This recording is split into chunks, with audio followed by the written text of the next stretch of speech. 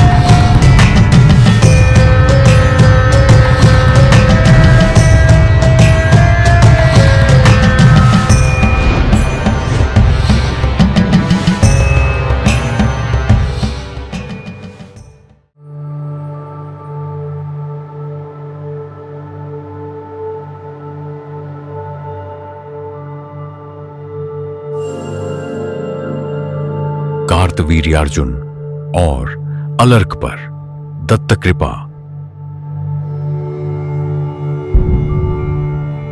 गर्ग के वचनों का अनुसरण करके कार्तवीर्यार्जुन दत्ताश्रम पहुंच गया। अर्जुन दत्त गुरु की चरण सेवा से लेकर उनके अन्न, वस्त्र, पुष्प आदि सभी आवश्यकताओं की व्यवस्था करने लगा। दत्तात्रेय के झूठे अन्न को ही वह श्रद्धापूर्वक प्रसाद रूप में ग्रहण करता था। उसकी सेवा से संतुष्ट मुनि एक दिन अपनी वही मोहित करने वाली वाणी बोले, जिससे वे देवताओं की भक्ति की भी परीक्षा लिए थे।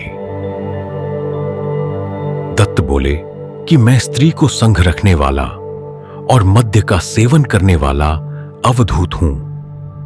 निंदित कर्म करने वाला मैं तुम्हारा कुछ भी उपकार करने में असमर्थ हूं, फिर तुम मेरी सेवा क्यों करते हो? कार्तवीर्य ने प्रणाम करते हुए कहा कि आप मुझे मोहित क्यों कर रहे हैं? आप तो अपनी माया से युक्त हैं। यह स्त्री संग, यह मद्यपान सब आपकी माया ही तो है। आप तो अनघ अर्थात निष्पाप हैं, और ये देवी भी विश्व की अरण्य के समान हैं, इसलिए ये भी पाप मुक्त हैं। यहां कार्तवीर्य का भाव यह है कि जैसे अग्नि उत्पन्न करने हेतु अरण्य में मंथन रूप क्षोभ होता है तभी अग्नि उत्पन्न होती है, उसी प्रकार पुरुष रूप परमात्मा जब प्रकृति में क्षोभ उत्पन्न करते हैं तभी सृष्टि की उत्पत्ति होती है। दूसरा भाव यह है कि जैसे अरण्य के भीतर अदृश्य रूप से पवित्र अग्नि का वास होता है, वैसे ही प्रकृति में भी वह पावनी शक्ति सदैव विद्यमान रहती है। कार्तवीर्य के इस प्रकार के भक्ति भाव और सच्ची श्रद्धा देखकर दत्त बोले कि तुमने मेरे गुप्त नाम अनघ का प्रयोग किया है, इसलिए मैं तुम पर प्रसन्न हूं।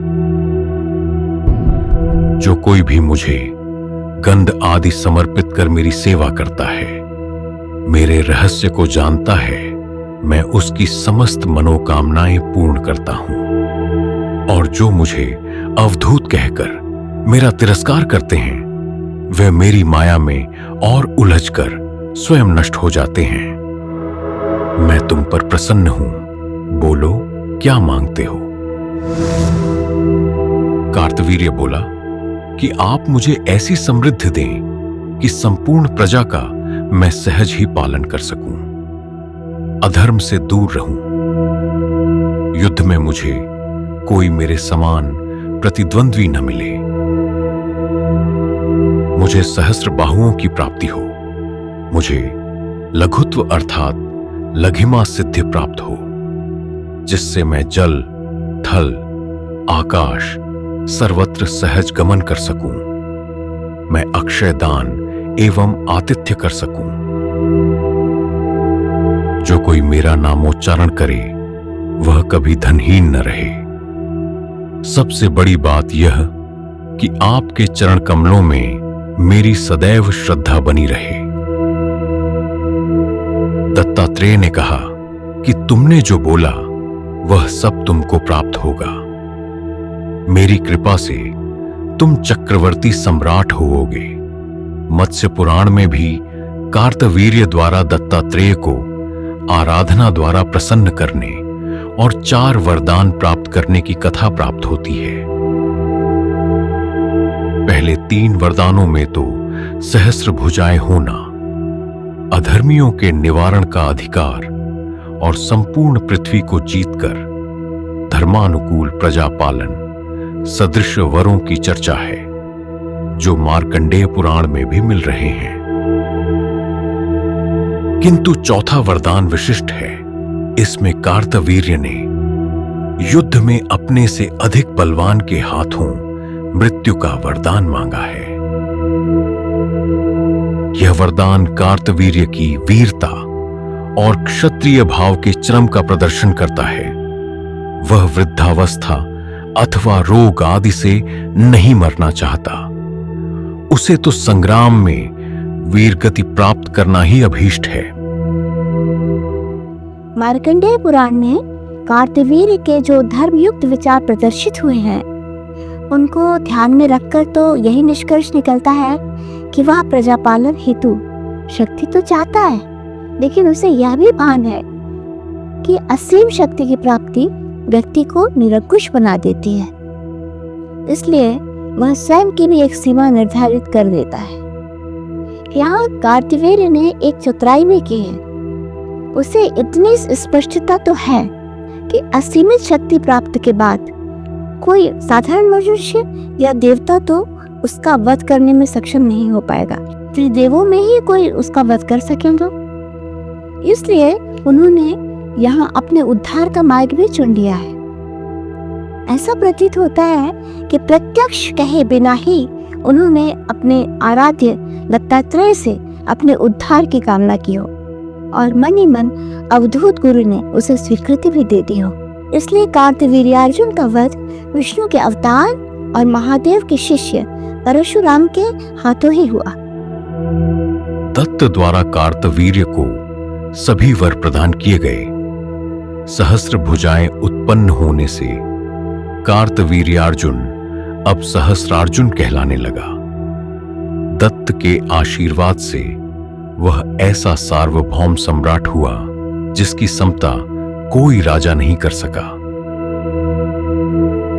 कार्तवीर्यार्जुन के पराक्रम आदि की चर्चा परशुराम कथा में की जावेगी। अभी तो दत्त चरित्र ही शेष है।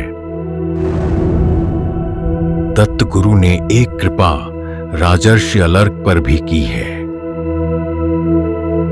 राजा ऋतध्वज के पुत्र अलर्क को बचपन में ही अपनी माता से ज्ञानोपदेश प्राप्त हो गया था।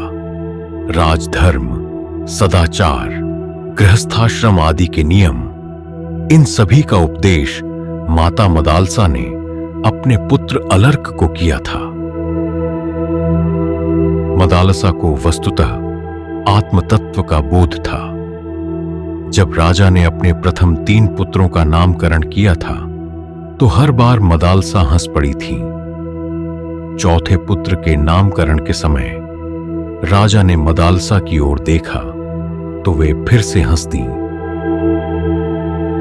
राजा को आश्चर्य हुआ।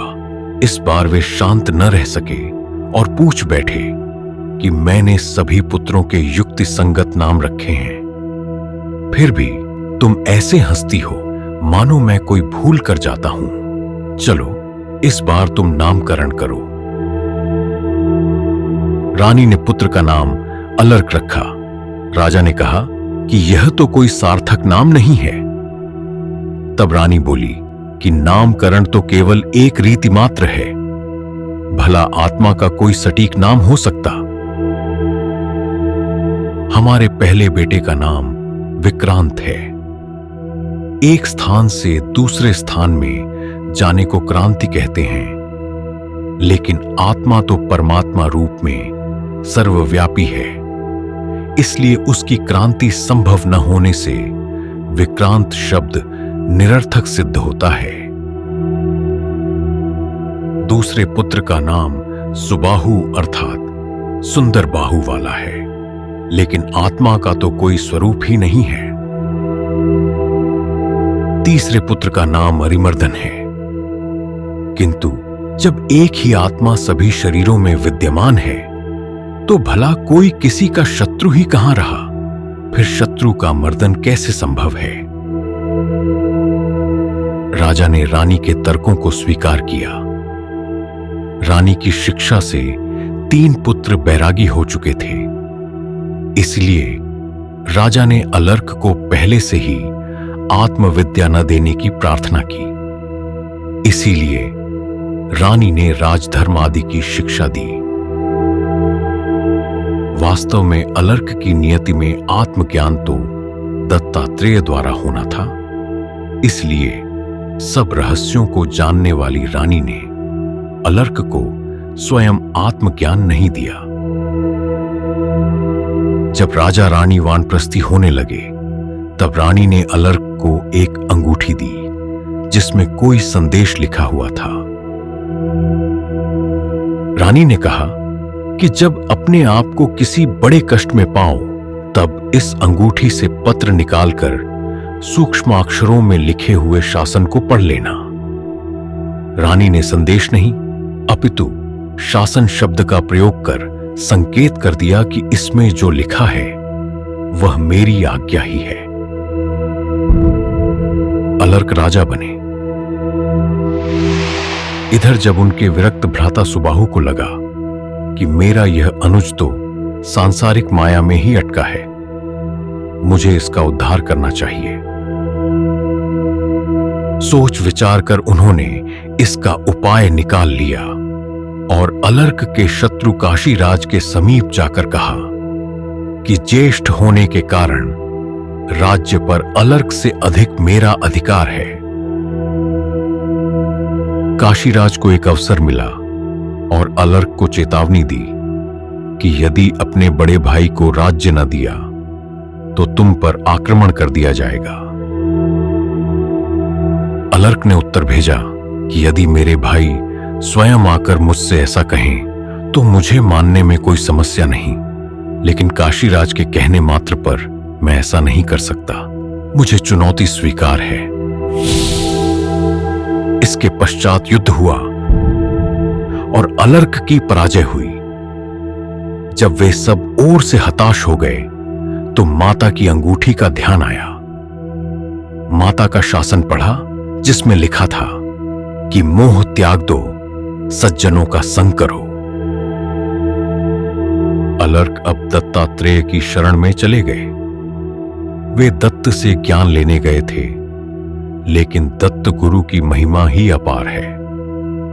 उनके कुछ प्रश्नों ने स्वयं अलर्क के भीतर आत्मज्ञान को प्रकाशित कर दिया।